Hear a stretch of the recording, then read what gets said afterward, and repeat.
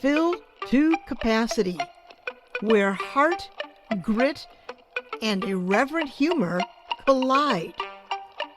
A podcast for people too stubborn to quit and too creative not to make a difference.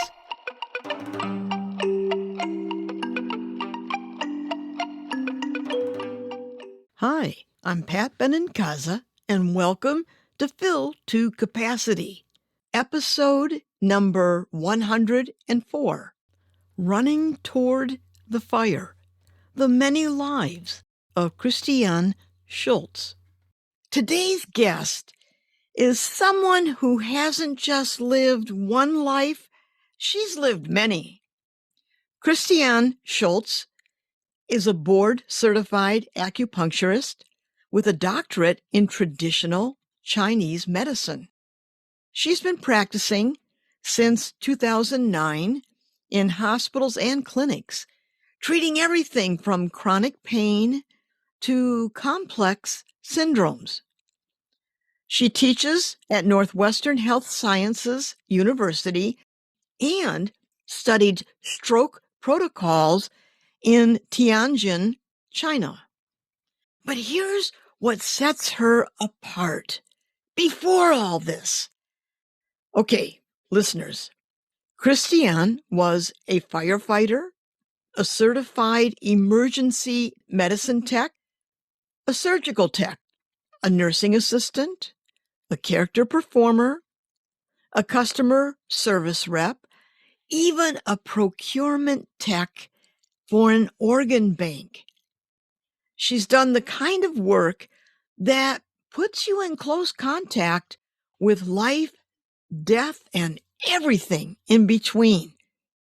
And behind it all is her own story, one that began with childhood trauma, a rare pain syndrome, and a lifelong search for healing that eventually brought her to this work.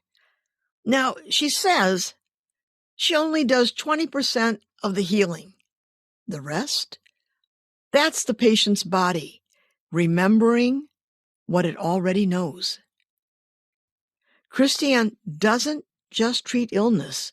She listens for the story behind it. Her life's work is about helping people reconnect mind, body, and spirit, not just to feel better, but to feel whole. So welcome, Kristianne. It's so nice to have you here. It's such a treat to be here. Thank you so much for just reaching out and asking me. So thank you so much, Pat. And I'm just so delighted.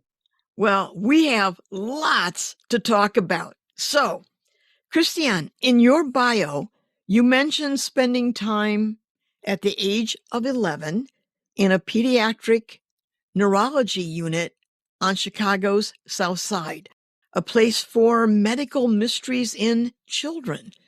Why were you there? And what do you remember most from that time? So I was undiagnosed at that moment. And that is why my parents took me to this neurologist. And his name was Dr. Swisher, who's no longer on the planet. But he had a group of residents that were willing to figure out what was happening with my body. And as a traditional Chinese medicine practitioner, I understand it more now as an adult. But as a child, it was really a medical mystery. My leg was swollen. My leg was purple. There was no circulation in my leg. It was extremely hypersensitive and painful constantly. But as I review my life and I see all of the traumas that I had experienced as a child, my body was crying for help. So the connection of my body, my mind, my spirit, all three were essentially disconnected, and rightfully so. At that age, I didn't know what was happening, but I knew that something was telling me to pay attention. So reflex sympathetic dystrophy is what they diagnosed me with. they didn't know what to do for that specifically. They were going to sever my sciatic nerve, and that was their solution at the time. And I was at that hospital. I was in different hospitals actually prior to that stay, and tested and given medications. I was on prednisone for a year, and I had osteoporosis as a Yeah. side effect. My spine didn't grow correctly. I had severe kyphosis and scoliosis to the point where they were going to fuse my vertebrae, my thoracic vertebrae, which now I'm so grateful because I would have had multiple surgeries from age 11 on. As time goes on, the other vertebrae that are not fused most likely would have to be fused. So probably would have ended up in a wheelchair without the feeling of the sciatic nerve on my left leg. So I can only imagine my life have been changed from that point on, Well, and yeah. not very easily. I got to So say, as a little kid, ideally, children like to think that their parents and adults have answers and they know what's going on. That must have been terribly frightening for you. it was, and it Yeah. was, I believe, stemming from a couple traumas in my childhood. And my body didn't know how to deal with it. My Yeah. mind didn't know how to deal with that. My soul didn't know how to deal with it. And so it was a way for me to get that attention and have slow down and be stopped. And that was at a very, very early age. So when I think about it, it certainly planted the seed for me to understand what chronic pain syndrome is at a Yeah. very early age, and now to be able to work with it with adults and children alike is an honor to do that work. I Yeah. have that Yeah. inside scoop. In reading your bio, you had a moment of reckoning. What did that physical therapist awaken in you that no one else had until then? Can you tell us the story? So the moment of reckoning, I would say that I could control my body with my mind, my breath, and my whole being.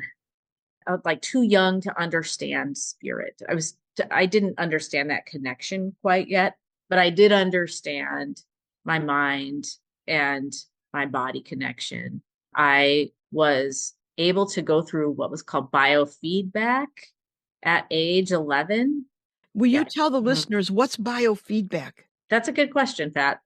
Biofeedback is a technique where a person learns to control physiological responses.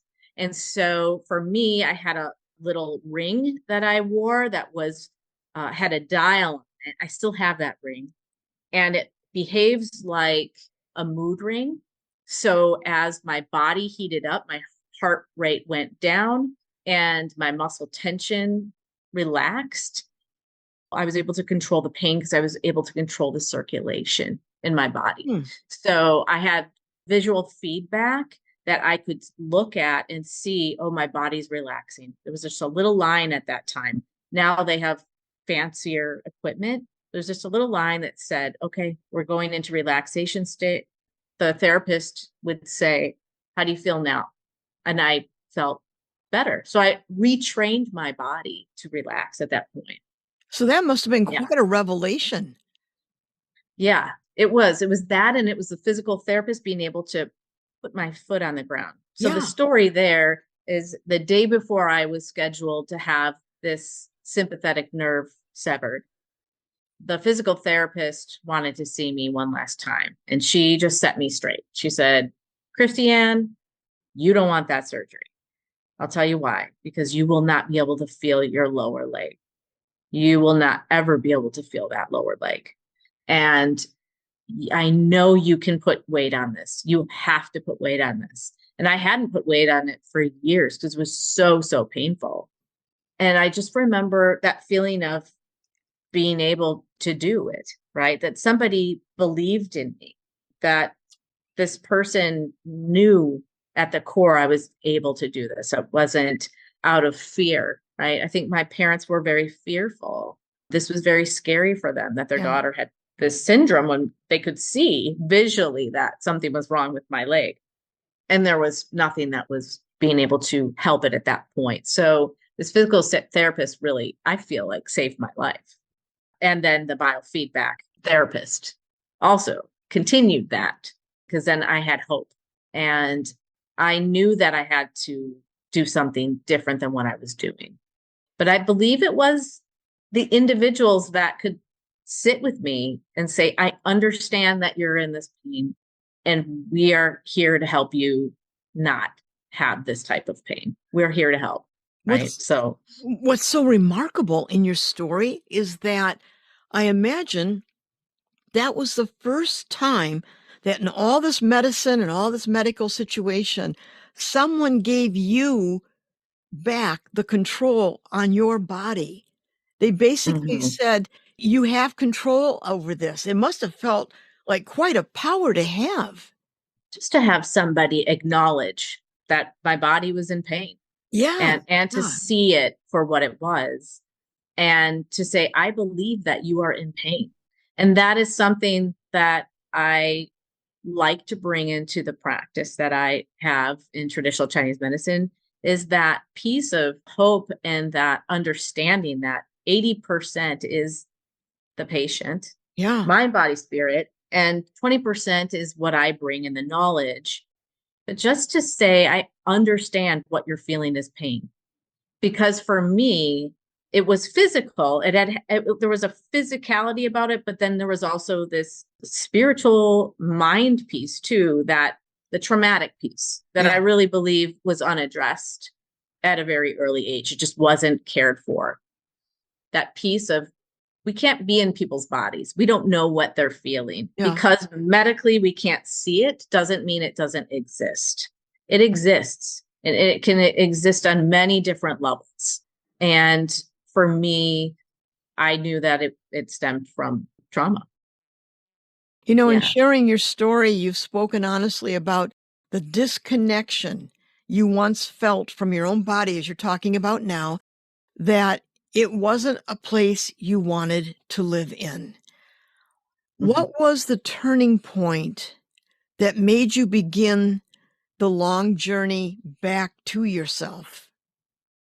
I believe it was realizing that my body belonged to me, and it belonged to no one else but me. Will you say more about that? Especially as women go into medical situations and they have to prove that what they're saying is true, or it's a different kind of dynamic at times, not always, but at times. So will you say more about that? Yeah. The abuse that I had made me feel like I gave up my body, or that it was taken from me, and only I could feel pain, and only I could feel peace in my body, and the pain didn't own me, and I was taking it back. Right. So it was very powerful for me to take that back, to say, I'm going to feel better. I'm not going to allow this to continue. And I think as women, we are designed to give birth. So we can appear to not have pain when we have extreme amounts of pain. I think that can be very confusing in the medical field, in medical professions, for diagnostics. And it's complicated, right? But I could say that taking that piece back is so powerful. And to this day, I will have flare-ups. My flare-ups occur when I am stressed, and it feels as if my leg is broken. It feels extremely painful, and I have to stop, and I have to breathe, and I have to tell myself, it's not. You're okay. This is due to stress, right? This is something else. And it's very interesting. I'm also very grateful for my leg. And I say, sometimes when we don't feel well, right, or our bodies don't feel well, I'll speak for myself. I might say, oh, this is my bad leg. This is my good leg. No. My leg is not bad, right? Did nothing wrong to me. Actually, it's very brave for stepping forward and saying, I need help. I thank my body for that message, because then I know that I need to do something different than what I'm doing. right? So, Well, that brings me, you kind of segued into my next question, is that you've carried pain since childhood, physical pain and emotional pain in a sense. What did that pain teach you that nothing else could? that I was my whole self. My whole self was me. My pain was a part of me, and my pain was a messenger for me. As opposed to reacting and getting more stressed and acting out, you began to see your pain as an indicator, a barometer, a messenger. It's a messenger. It's a Yeah. messenger for sure. Yeah. At a very early age, it was a messenger. It continues to be a messenger today. And Yeah. it's up to me whether or not I'm paying attention. It'll be like a child. Hey, hey, hey, mom, mom, mom, mom, mom, mom. It's like, hold on a minute. And then eventually my body will have a complete meltdown tantrum. So Yep. if I don't pay attention and address the situation and it doesn't get fed well, I'm not sleeping right, I'm not exercising, I'm not eating healthy foods that nourish me, my body will definitely throw a tantrum. What I like about this comment, I think it's safe to say that right now people are very stressed in this country. There's a lot of stress, a lot of unknowns, things happening. And I just like that the message here is that you got to pay attention when your body's telling you something. Mm-hmm. So Mm-hmm. for me, if I start scrolling news, man, I start breathing hard. I'm looking at things, my anxiety goes through the roof. I got to pay attention to that and say, you know what? I'm not looking at the news. I'm not going to do that. But it's like saying, message received, body, I get you. I hear you.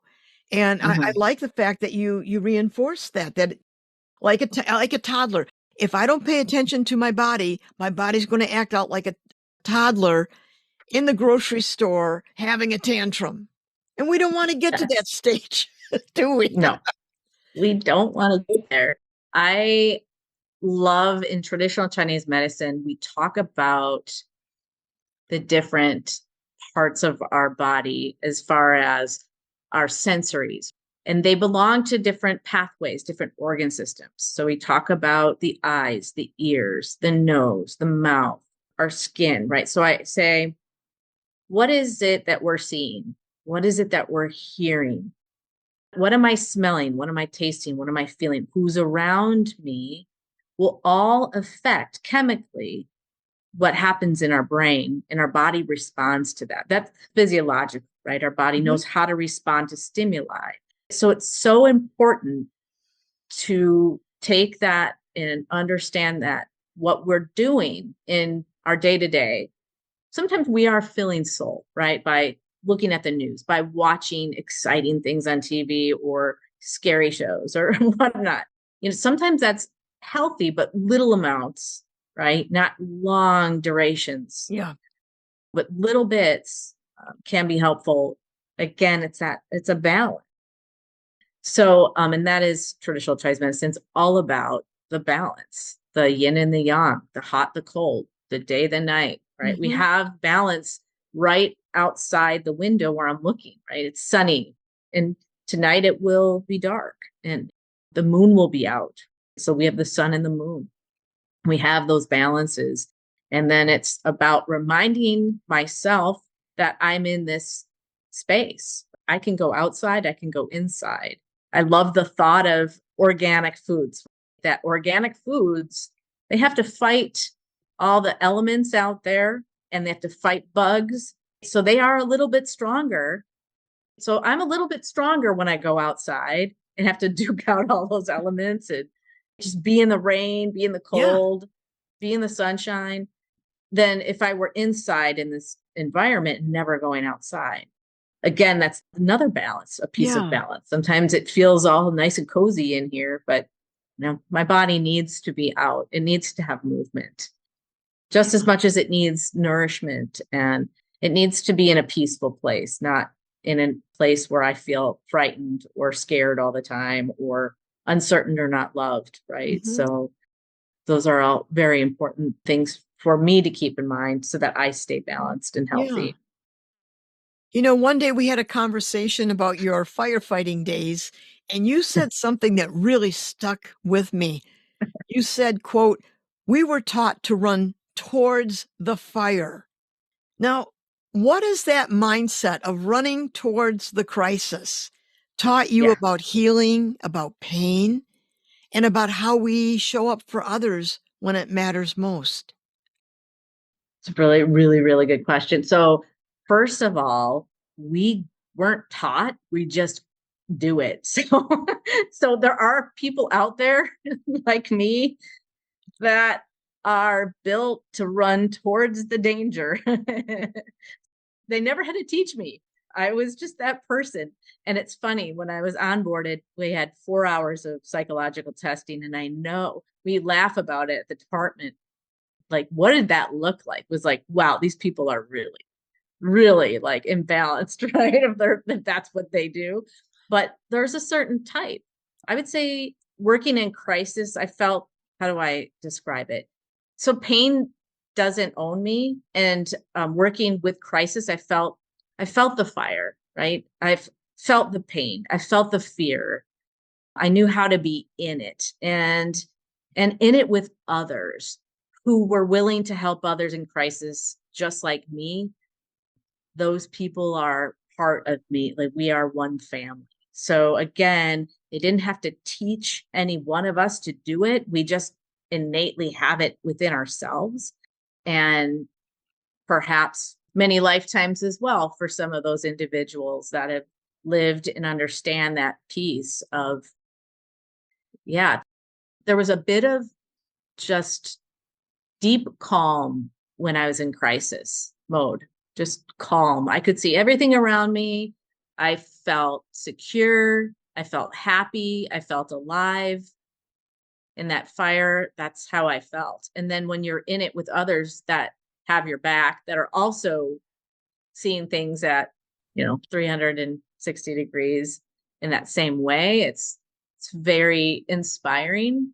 And there are pieces that we learn each time, each call we went on, right? So every single call, whether it was a fire call or a medical call, crisis call, those were all calls that were just eye-opening and experiences that we were able to step into other people's crises at an acute moment. So I miss that, not Mm. doing that today because of all of that, right? It was just inspiring for life. Yeah. But there also has to be time and space for family too. So learning to carve out. It strikes me that basically, as an EMT or a firefighter, you're seeing people at their worst. They're frightened, they're scared, it's a life threatening situation. They're just at their worst. And then you come in and your colleagues come in, you're calm, you are attending and listening to what they're saying. And so that whole dynamic you were talking about, the yin and the yang, this balance. So all hell's breaking loose, and then firefighters come in, EMTs come in, and they're calm and they know what they're doing. They take care of the person, they listen to the person. Talk about balance in action. That's it. Yeah, I like that. Balance and action. Whoa. Exactly. We're bringing the yin to the yang, Yeah, right? Bringing the yin basically. to the yang. Yeah. You got to put the water on the fire. Yeah. Put the wet stuff on the red stuff. That's what they used to say. I like that. You've described your life as many lifetimes in one.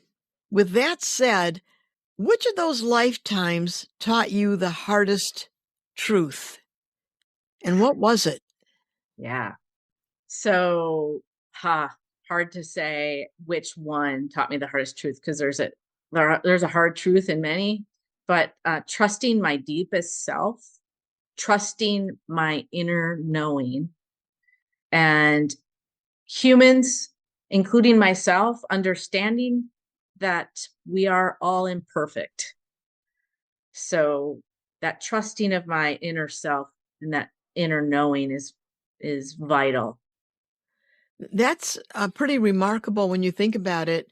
It sounds like you began understanding this self of yours, that inner voice, at a very young age. Would that be fair to say that, you kind of cultivated it early on? Yes, I was taught that cultivation early on. I like to look at it as this was my soul's journey. Mm-hmm. And I'm grateful that I had all those teachers. As difficult as some of the teachers have been, I have been able to learn so much and so much about myself. And so that's what I would say about that, you Yeah. know. And also the idea that when we face adversity, when things happen, because life is always changing and flux and things happen. And when bad things happen, there's something in there. First of all, we have to survive the bad thing. Okay. But Mhm. there's also a point when we kick into listening to ourselves. We kick into, this is dangerous. I got to get out of here. Or, whatever it may be. But that idea of, I've got to listen to myself. I got to trust it is just imperative. It is. And it's imperative that I understand that I am me and others people are them, right? We're not one, even though we are together as whole. We're all on our journeys. And that trusting in myself, so much at an early age, I gave away. And I realized, no, I have to reserve pieces of me. I have to reserve time for me and health for me. No one else is going to do it for me but me. So, and that was that taking that step.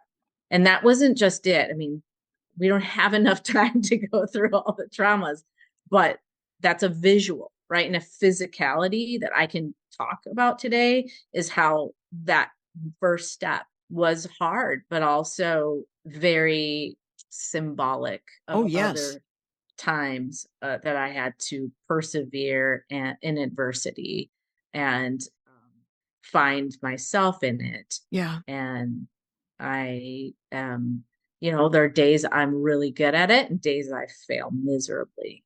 And the days I'm failing are some of the days I learn the most, Yeah. right? So, Yeah. But when you yeah. talk about that in my own life, I remember at a young age looking in the mirror and saying to myself, when will I stop giving away chunks of my soul? Mm. It knocked the wind right out of me. I was in my 20s and I was putting makeup on, but all of a sudden the makeup stopped and that thought just shot right through me. And I think sometimes, like you say, if we listen to our bodies, and that was my body, my soul talking to me, it's a wake up call. Mm-hmm. It So is. you're talking, it is symbolic, it's physiological, it's spiritual, it's soulful. But I look at that as a gift. That was the cosmic alarm clock saying, Pat, time to wake up. So I appreciate when you talk about the symbology of what you went through very much. Thank you. So you said once, quote, my secrets were keeping my disease inside. What does it feel like now living more transparently, more truthfully? Simply freeing, just so freeing. I feel lighter. I feel happier. I feel less painful. Sometimes it's frightening. There are days I want to go back into those dark spaces Yeah. and feed the disease in a not so healthy way, and that's okay for a day. And then it's like I got to get back. I gotta get back to me. I can't let this take over me. I can't. I can. It just won't be healthy. It won't serve me or anyone else around me to stay in that disease state or even a mind state of disease. Mhm. Whoa, Christiane, what I love about that, the voice that you use with yourself is, whoa, maybe it's time I stop doing this. It's a loving voice. It's not like you're doing it again or shaming. It's not that.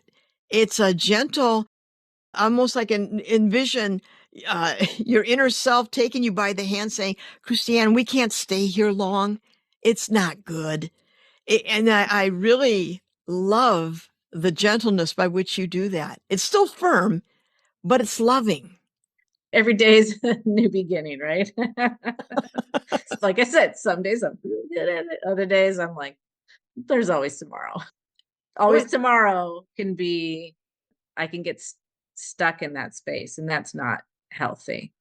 I can give myself some grace for a day, but then I got to get back up, because that's my choice, is to get back up. Sometimes I don't, but say most of the days I do. Yeah, grace is important. Yes, it is. Living more transparently and truthfully is very important. Not being truthful is polluting myself. Yeah. So You also said in a different conversation, I had no tools to find self. What tools have you forged and how do you pass them on? And I think you're starting to talk about that now.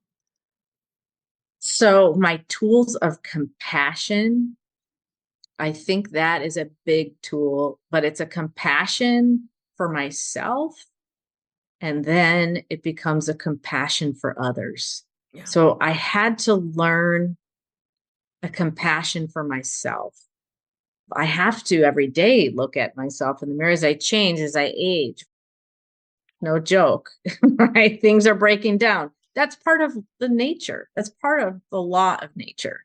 And that acceptance of self and that compassion for self and others. Like I have to think about, again, we are imperfect. People are going to make mistakes around us. They're going to fail themselves and others. And that place of compassion, it's not an easy place to be when things are breaking down. It's very scary. That is a big tool. That and love for self and others. So those two things I think are key tools that I forged, and how I pass them on. I have to model it. I giggle because I was a mom at age 19. I was a single mom at age 19. Yeah, it's one of my lifetimes. I could talk a lot about it. Lovely, lovely human came into my world, my daughter. It was an eye opener because I had to be a role model now. I had to put in action at a very early age, something I didn't know. I didn't know anything about me. My prefrontal cortex wasn't developed. Like this was just not working. It just wasn't working at full capacity. Yeah, my executive functioning, which was why I was a single mom, right? So there you go. So I made some choices, but they ended up being in my favor because I had a beautiful daughter and I have a wonderful son, and I have a wonderful, I call her my bonus daughter, is my stepdaughter. She's a beautiful human being that came into my world. I have to remind myself that I am a teacher. Also, that they get to watch me mess up. And that's part of it. Like, don't do what I just did. I did a lot of that. Oh yeah. And my son would be in the backseat go, Mom, did you just say that? That's not very nice. I'm like, you're absolutely right. That was not nice. So my kids were great teachers, but my tools are important, but I can't pass them along if I'm not modeling it. So every day I get up and make those choices to try to be the best person I can be, because I have others that are watching, even as adults. Yeah. They're adults now. I'm going to be a grandma at the end of June, and I have another little one that I get to pass, hopefully, some healthy things along. Hopefully I've learned enough that yes, I can have. Model the good things and not the don't do this.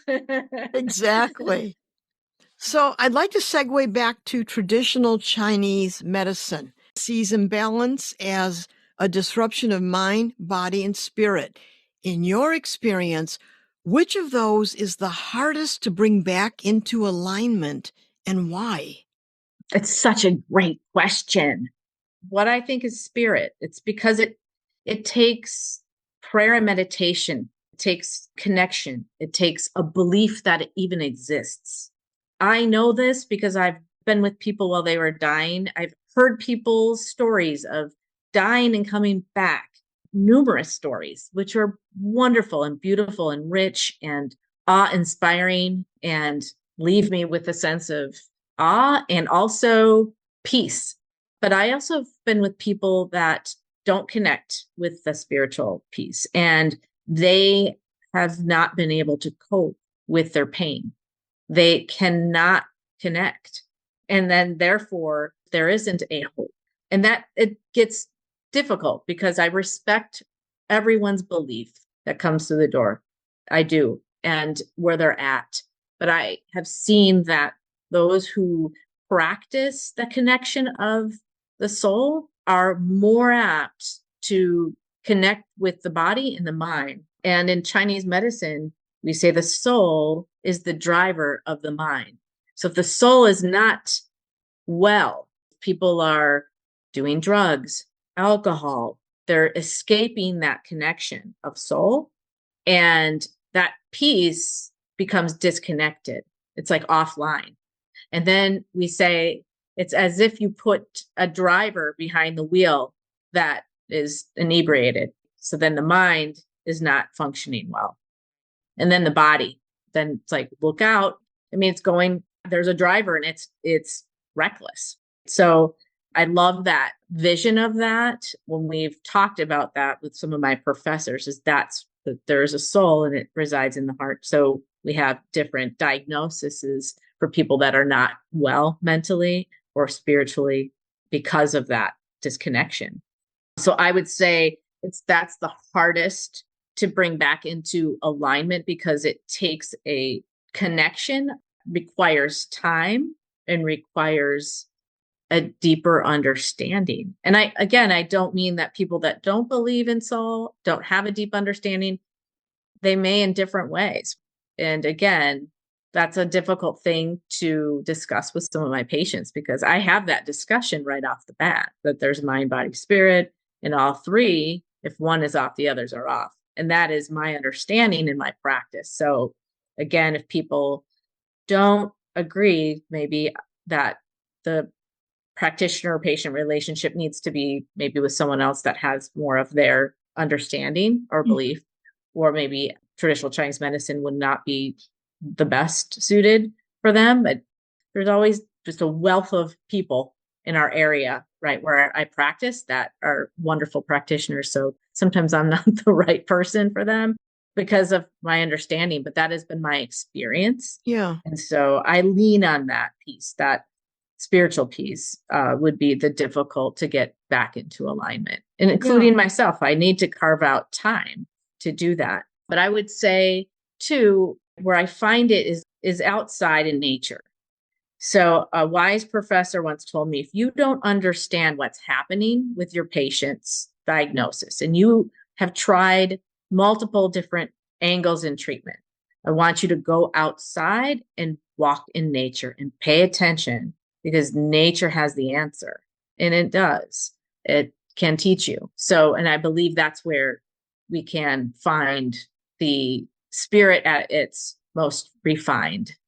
You know, that brings me to, you've sat with people in crisis, in healing, and in dying. What have you learned about what people most need in their hardest moments? They need another person to listen. They need someone to just be, not to talk to them or to answer questions, but just to sit with them and just to see them for who they are. And that place of compassion, to accept where they are at that moment in time and space, especially in crisis. All you have is time. All you have when you're doing CPR on someone who has collapsed and is not breathing and their heart is not beating, all you have is those moments of time, right? Yeah. Counting out the compressions. But when they're conscious, all you have is that moment too, recognizing the human in them, the person in them, the soul in them. Is moment to moment, it's inevitable. Things will change. We all are changing right this moment. And just being in the moment of change. Probably what I see people need is just that time. Yeah. Yeah. Most precious thing we can give someone is to see them and hear them.